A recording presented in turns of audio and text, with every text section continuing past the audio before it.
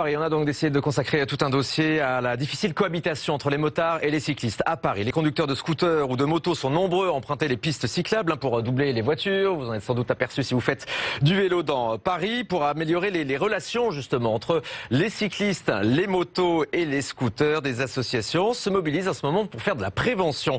Des formations sont en effet proposées aux utilisateurs de deux roues pour qu'ils se mettent à la place des vélos. On voit ça dans ce reportage BFM Paris de Damagassa. Un cycliste, qu'est-ce qui peut se passer pour qu'il quitte sa trajectoire? Des questions pour mieux comprendre le quotidien des cyclistes. Théo a face à lui 4 motards, tous professionnels. Objectif, les sensibiliser, leur faire adopter les bons comportements sur la route pour une meilleure cohabitation avec les vélos.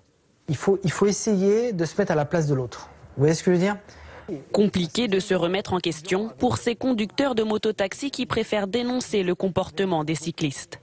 Prenez la rue du Temple, tout ça. Vous avez des vélos dans tous les sens, et vous n'en avez pas un, vous en avez 80%. Difficile de mettre tout le monde d'accord, mais après plusieurs minutes de discussion, Théo se charge de rappeler l'essentiel. Quand vous grillez un feu, c'est pas par rapport au code de la route. C'est votre vie que vous mettez en danger. Beaucoup d'usagers de la route pensent que la cohabitation est impossible. Mais on pourra vraiment développer un système de sensibilisation et de formation pour pouvoir ensuite trouver un moyen de cohabiter. Allez, c'est parti!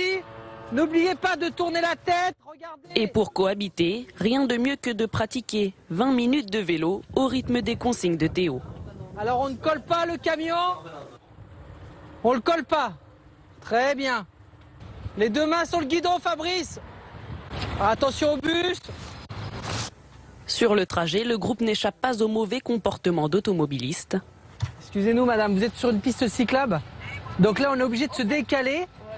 Et voyez, on se met en danger. Vous voyez, il y a des bus. Pour votre sécurité. Fin de la pratique, les convictions et a priori du début de formation ont presque disparu.